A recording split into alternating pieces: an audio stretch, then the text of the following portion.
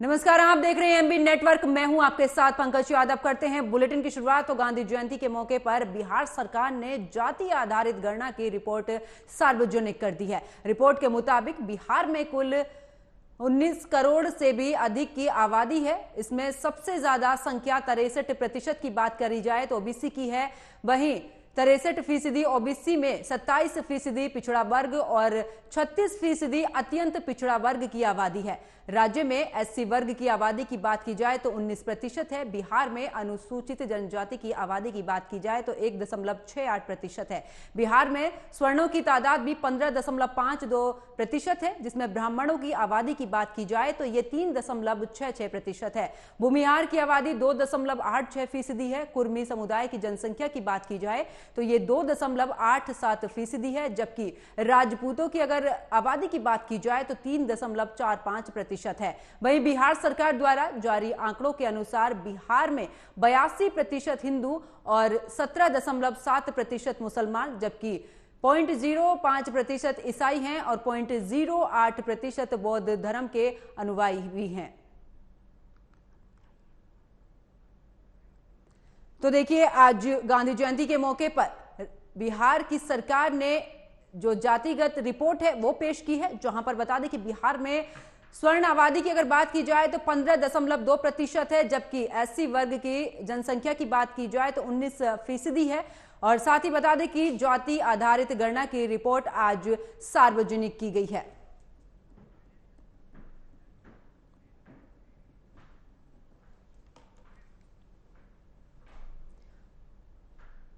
और इसी पर जेडीयू नेता शैलेंद्र मंडल मेरे साथ में जुड़ चुके हैं। शैलेंद्र जी, बहुत बहुत स्वागत है आपका एमबी नेटवर्क पर।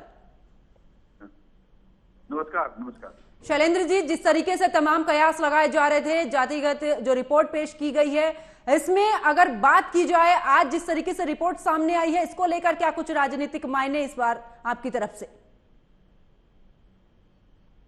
देश के लोगों को, पूरे भारत के लोगों को एक संदेश है। ये नीतीश कुमार जी सोशल जस्टिस के मामले में गांधी का जयंती है, गांधी जयंती है। गांधी, लोहिया, जयप्रकाश, बाबा साहब भीमराव अम्बेडकर और कर्पूरी ठाकुर जी के सिद्धांतों पर चलने वाले देश के एकलौते नेता हमारे नीतीश कुमार जी हैं, जो सोशल जस्टिस के नाम पर, सोशल जस्टिस जिसकी बात सब लोग करते थे, एक नजीर पेश किया है। और नजीर भी कोई सकराहट के साथ नहीं, गांधी के रास्ते पर सबको मिला के आईना दिखा दिया है देश को कि सोशल जस्टिस कितना जरूरी है। ये जो गरीब लोग हैं वो कौन लोग हैं? अब इसको सोशियो इकोनॉमिक आंकड़ा है मैडम, और इस आंकड़े से सारी बीमारियों का पता चलेगा। देखिए शैलेंद्र जी, बार बार केंद्र सरकार की तरफ से तमाम तरीके की रोक लगाई जा रही थी। अगर बात की जाए, अगर इस दौरान आर्थिक व्यवस्था को लेकर भी बोला जा रहा था कि काफी आर्थिक इस दौरान संकट पैदा हो सकता है और बजट इतना नहीं है, तमाम अटकलों के बीच आखिरकार अब सफलता जो है वो मिली गई। जी हाँ, रास्ता खुल गया है। सफलता नहीं मिली है, पूरे भारतवर्ष में ये आंकड़ा जातीय जनगणना होगी कि वो गरीब लोग हैं, जो माइग्रेटेड लोग हैं, वो लोग कौन है, उसकी समस्या क्या है, वास्तव में बीमारी क्या है। जब तक संपूर्ण देश का, देखिए 5 तरह से डिस्क्रिमिनेशन होता है, जाति के आधार पर, धर्म के आधार पर, क्षेत्र के आधार पर, भाषा के आधार पर और लिंग के आधार पर।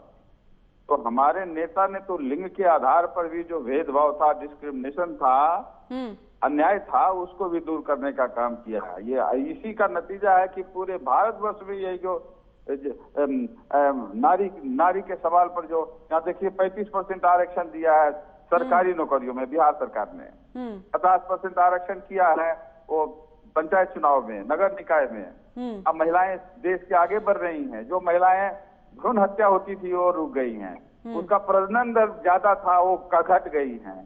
तो नारी के मामले में भी जो जिसको कहते हैं जेंडर डिस्क्रिमिनेशन के आधार पर भी नीतीश कुमार जी ने पूरे भारतवर्ष को एक नजीर पेश किया है और देश और दुनिया को इसकी सराहना की है कि मतलब जेंडर के मामले में, नारी के मामले में, वुमेन के मामले में, तो वुमेन जस्टिस और जो ये जो सोशल जस्टिस के मामले में ये जो गरीब लोग है, जिसको कहते हैं गरीब लोग है, वो कौन है? उनको नजीर पेश करके बता दिया है इस देश में इसकी आबादी है। इसका बहुत सोशियो इकोनॉमिक मायने निकलेगा और इसके साथ साथ पॉलिटिकल मायने भी निकलेगा और ये देश के लिए एक नजीर पेश होगा। और बिल्कुल शैलेंद्र जी, मैं आपको बीच में रोकना चाहूंगी क्योंकि मेरे साथ में बीजेपी के प्रदेश उपाध्यक्ष जुड़ चुके हैं, संतोष पाठक जी। संतोष पाठक जी, बहुत बहुत स्वागत है आपका एएमबी नेटवर्क पर। जी जी नमस्ते। संतोष पाठक जी, तमाम तरीके की जो बातें थी केंद्र की तरफ से कही गई थी जातिगत रिपोर्ट को लेकर, आखिरकार आज जो है बिहार सरकार ने जातिगत जो रिपोर्ट है वो पेश कर दी है। जी देखिए, कुल मिलाकर इसको एक सार्वभौमिक दृष्टिकोण इसका विकसित कीजिए। जब से ये विषय चर्चा में आया है तब से भारतीय जनता पार्टी ने इसके पक्ष में हर बार अपनी बात कही है। सदन के अंदर भी, सदन के बाहर भी, प्रधानमंत्री जी को जो डेलीगेशन मिलने गया था उसमें भी, और सर्वदलीय जो बैठक हुई थी अभी से 1.5 साल पहले उसमें भी भारतीय जनता पार्टी शामिल थी। तो इसका क्रेडिट न राजद को है न जदयू को है। ये बिहार के सर्वसम्मति से पारित किया हुआ विषय था जिसको बिहार के सभी दलों ने अपनी पूरी क्षमता के साथ पारित किया था। तो राजद और जदयू जो चाहता है कि उसको अलग से क्रेडिट कुछ मिल जाएगा, ऐसी कोई बात नहीं है, पहली बात। दूसरी बात मैं ये कह रहा हूं कि हमने इसको जब पूरी सर्वसम्मति से पारित कराने में अपना योगदान दिया है तो राजद और जदयू इसके बारे में कुछ विशेष जो टिप्पणियां कर रहे हैं उसको समाज भी नहीं स्वीकारेगा। कौन स्वीकारेगा? एक बात तो सार्वजनिक तौर पर उनको कहना है कि ये सर्वसम्मति से पारित हुआ विषय है, तो इसमें उनका अपना कुछ नहीं है। दूसरी बात कि इन्होंने जब ये जातीय जनगणना और आर्थिक सर्वेक्षण कराने की जब शुरुआत की थी तो इसमें उन्होंने कहा था कि आर्थिक पक्षों को भी गणना करके जनता के सामने रखेंगे। इसमें आर्थिक गणना जो है वो पूरी तरीके से गायब है। ये राजनीति से प्रेरित एक प्रकार से कदम है जो स्पष्ट तौर पर लोगों को समझ में आ रहा है। तीसरी बात, इस पूरे रिपोर्ट का हम लोग अभी अध्ययन कर रहे हैं। हमारे अध्यक्ष जी ने भी इस विषय को कहा है कि इस पूरे रिपोर्ट को अध्ययन करने के बाद हम लोग इस पर पूरा निर्णय अपना मीडिया के सामने रखेंगे। बिहार तो क्या संतोष जी, अगर बिहार से जो शुरुआत हुई है, क्या पूरे देश में धीरे धीरे शुरुआत होगी इसको लेकर? आगे भी क्या अलग अलग राज्यों में नजर आएगी ये तस्वीर? देखिए, प्रधानमंत्री जी ने रोहिणी आयोग का गठन इस पर किया हुआ है और पूरे देश भर में इसका अध्ययन किया जा रहा है। ठीक, जिसको जैसा लगेगा एक बार अध्ययन, वो रिपोर्ट सबके सामने आ जाए, उस रिपोर्ट का पूरा जो प्रोसेस है वो प्रोसेस पूरा हो जाए, उसके बाद हम लोग इस पर निर्णय लेंगे। इसमें कहीं कोई गलतफहमी का तो कोई बात ही नहीं है।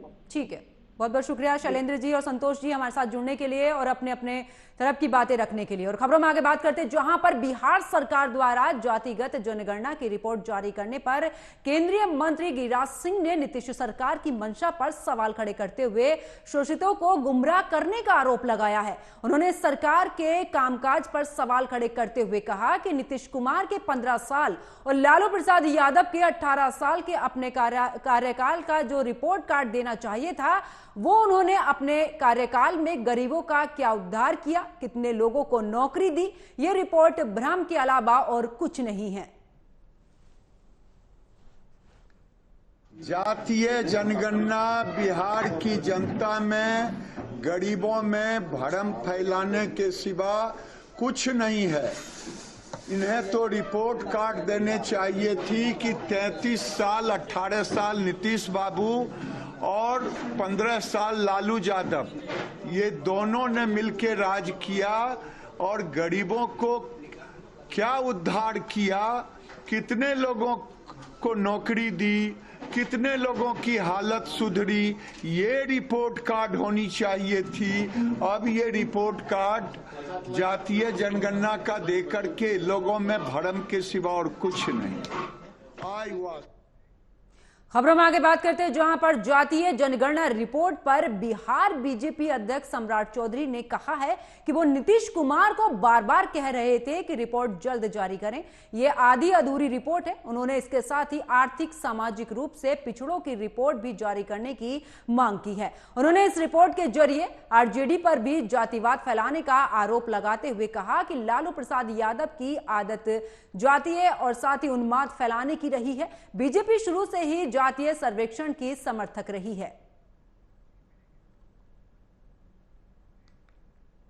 खबरों में आगे बात करते हैं, जहां पर राजस्थान विधानसभा चुनाव से पहले बीजेपी जीत की कोशिशों में लग गई है और इसी के साथ प्रधानमंत्री भी 7 दिन में दूसरी बार राजस्थान आए हैं। चित्तौड़गढ़ में भी प्रधानमंत्री नरेंद्र मोदी ने सवालिया सेठ जी के दर्शन किए हैं और साथ ही आपको बता दें कि इस दौरान उन्होंने सवालिया सेठ जी के दर्शन के साथ में ही इसके बाद जनता को भी संबोधित किया और इस दौरान प्रधानमंत्री ने राजस्थान की त्रिशक्तियों का भी जिक्र किया है। पीएम मोदी ने कहा कि राजस्थान वो प्रदेश है जिसके पास अतीत की विरासत है, वर्तमान का सामर्थ्य है और भविष्य की संभावनाएं भी हैं। राजस्थान की ये त्रिशक्ति देश का समर्थन भी बनाती है। इस मौके पर पीएम मोदी ने उदयपुर दर्जी हत्याकांड का भी जिक्र करते हुए कांग्रेस की गहलोत सरकार पर भी इस दौरान तुष्टीकरण का आरोप लगाया है। पीएम मोदी ने चित्तौड़गढ़ में जनसभा को संबोधित करते हुए कहा कि यहां अशोक गहलोत जो है सोते जागते मुख्यमंत्री की कुर्सी बचाने में लगे थे।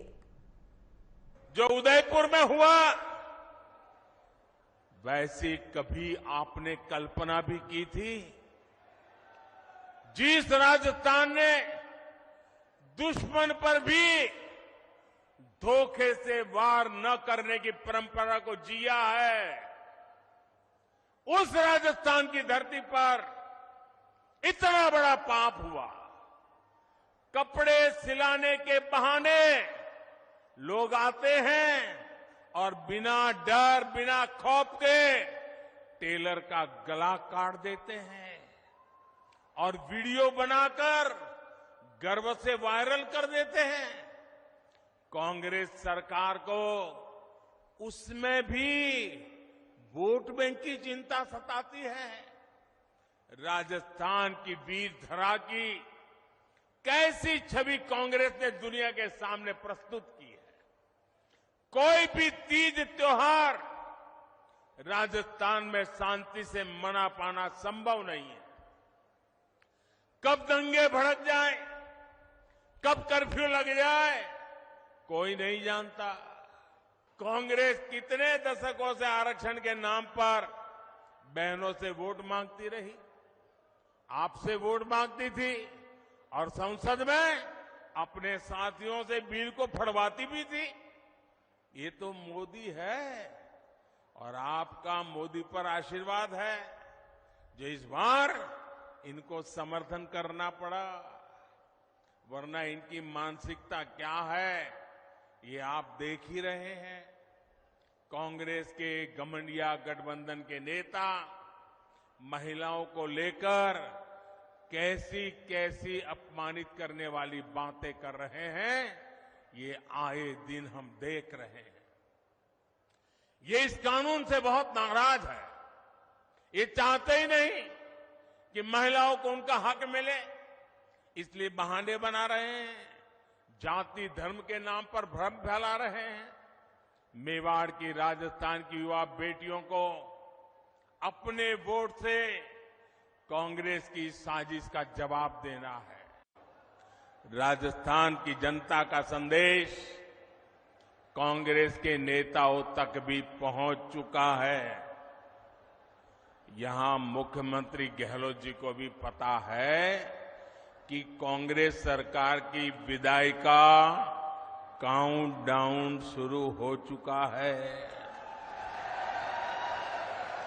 और आपने सुना होगा, इसका मेरे पास सबूत है। दिल्ली में बैठे हुए कुछ लोगों को भले भरोसा न हो कि गहलोत जी जा रहे हैं, लेकिन गहलोत जी को खुद को भरोसा है कि वो जा रहे हैं।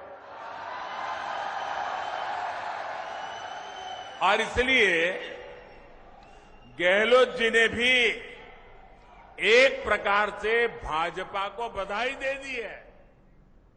खबरों में आगे बात करते हैं, जहां पर लोकसभा चुनाव 2024 से पहले मोदी सरकार को घेरने के लिए ममता बनर्जी की पार्टी टीएमसी दिल्ली के जंतर मंतर पर शक्ति प्रदर्शन किया। टीएमसी का आरोप है कि केंद्र सरकार की तरफ से मनरेगा का फंड नहीं मिल रहा है। धरना प्रदर्शन के दौरान बड़ी संख्या में नेता और कार्यकर्ता टीएमसी नेता अभिषेक बनर्जी की अगुवाई में जंतर मंतर पहुंचे और धरना दिया। टीएमसी के धरने में बड़ी संख्या में बंगाल के मनरेगा मजदूरों ने भी भाग लिया। इस मौके पर पार्टी नेताओं ने आरोप लगाया है कि उनके नेताओं और कार्यकर्ताओं के दिल्ली आने के लिए बुक की गई ट्रेन और फ्लाइट रद्द कर दी गई हैं। तो वहीं टीएमसी के विरोध प्रदर्शन पर पश्चिम बंगाल बीजेपी अध्यक्ष सुकांता मजुमदार ने भी ये कहा है कि टीएमसी जो कुछ भी कर रही है वो पूरी तरह से राजनीति है और इससे ज्यादा कुछ नहीं।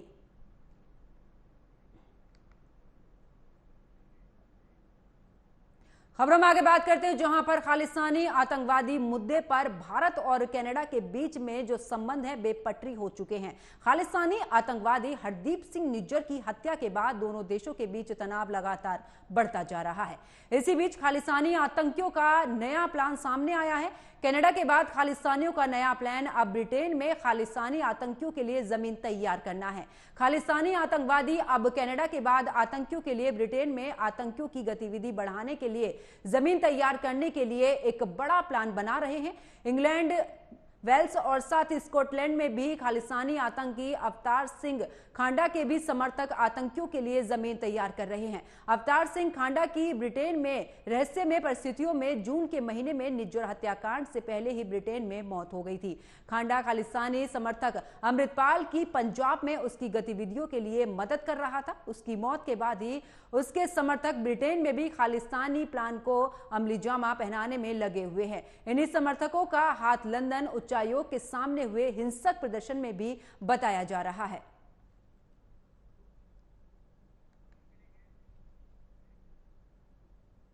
उधर यूपी के देवरिया जिले में भी इस दौरान दिल दहला देने वाली एक घटना सामने आई है, जहां पर जिले के रुद्रपुर कोतवाली के फतेहपुर गांव में पुरानी रंजिश के चलते 6 लोगों की हत्या कर दी गई है। मौके पर पहुंचकर भारी पुलिस बल द्वारा मामले को छानबीन इस दौरान की जा रही है। इस मामले में 2 लोगों की गिरफ्तारी हुई है। इस घटना को लेकर पूरे इलाके में हड़कंप मचा हुआ है। गांव में तनाव का माहौल है। गांव में भारी पुलिस बल भी मौजूद है। मुख्यमंत्री योगी आदित्यनाथ इस घटना पर उन्होंने दुख भी जताया है और पीड़ित परिवारों के लिए संवेदना भी व्यक्त की है। सीएम ने पुलिस अधिकारियों को इस मामले में सख्त कार्रवाई करने के भी निर्देश देते हुए पीड़ित परिवार को हर संभव सहायता देने की बात कही है।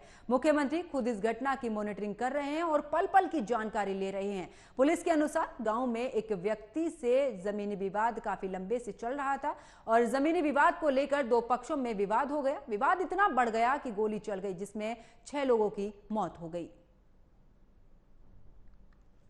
तो देवरिया का यह पूरा मामला है, जहां पर बता दें कि जमीनी विवाद को लेकर यहां पर खूनी संघर्ष देखने को मिला। देखिए, सुबह लमसम 8 बजे के आसपास हम लोग को सूचना मिली कि देवरिया के रुद्रपुर तहसील के फतेहपुर गांव के एक लेहड़ा टोले में एक वारदात घटित हुई है, जिसमें बताया ये गया कि एक पक्ष के एक आदमी का तुरंत डेथ हुई थी और बाकी 6 लोग पुलिस को अनकॉन्शियस स्टेज में मिले थे।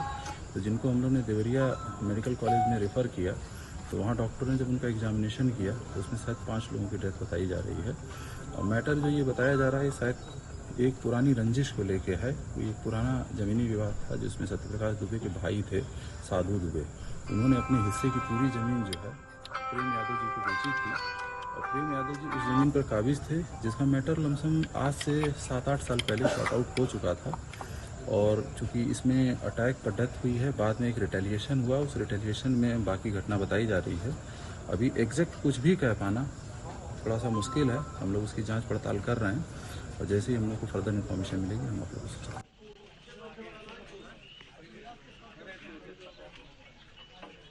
खबरों में आगे बात करते हैं, जहां पर झांसी में पीड़ित परिवार ने शव थाने के बाहर रखकर विरोध प्रदर्शन किया और दोषियों को जल्द गिरफ्तार करने की भी मांग की है।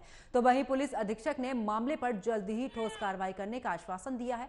बताया जा रहा है कि झांसी के चिरगांव थाना क्षेत्र में 3 दिन पहले झांसी कानपुर पर पहाड़ी हाईवे के पास एक अधिकारी का शव मिला था। पोस्टमार्टम के बाद परिजनों ने उसकी हत्या का आरोप लगाया था और परिजनों ने कहा था कि पहले हत्यारोपी के खिलाफ कार्रवाई की जाए, उसके बाद ही शव का अंतिम संस्कार किया जाए।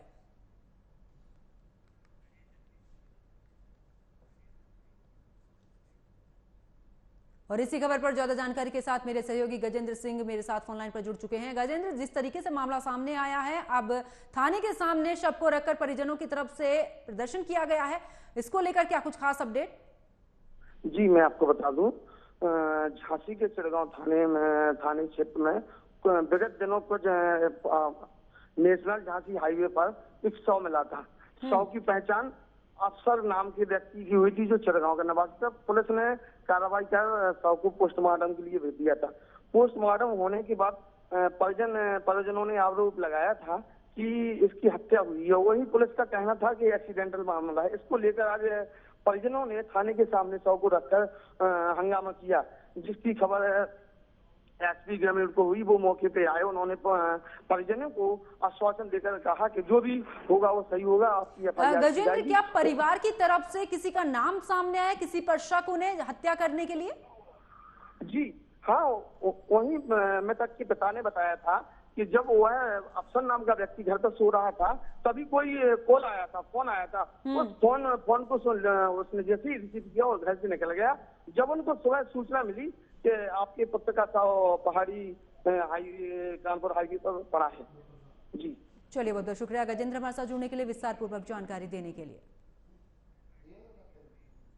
और खबरों में आगे बात करते हैं, जहां पर हमीरपुर जिले में बीती रात खेत से लौट रहे किसान पर पुरानी रंजिश के चलते गांव के दबंगों ने धारदार हथियार से हमला कर दिया। परिजन इस दौरान घायल को अस्पताल लेकर पहुंचे, जहां पर डॉक्टर ने उसे मृत घोषित कर दिया।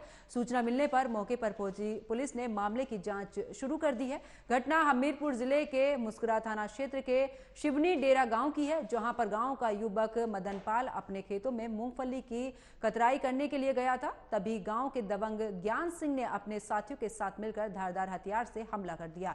परिजन घायल मदन पाल को अस्पताल लेकर गए, जहां पर डॉक्टर ने किसान मदन पाल को इस दौरान मृत घोषित कर दिया। हत्या का कारण पुरानी रंजिश बताई जा रही है।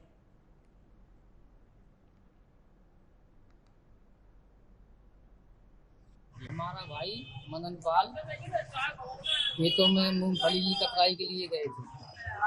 वहां से लौटते समय ट्रैक्टर ड्राइवर को देके घर की ओर आए तो पीछे से ज्ञान सिंह और रणजीत ने पीछे से वार किया। उसको सर में चोटें आई हैं। हम उनको लेके मुस्कुरा स्वास्थ्य में पहुंचे।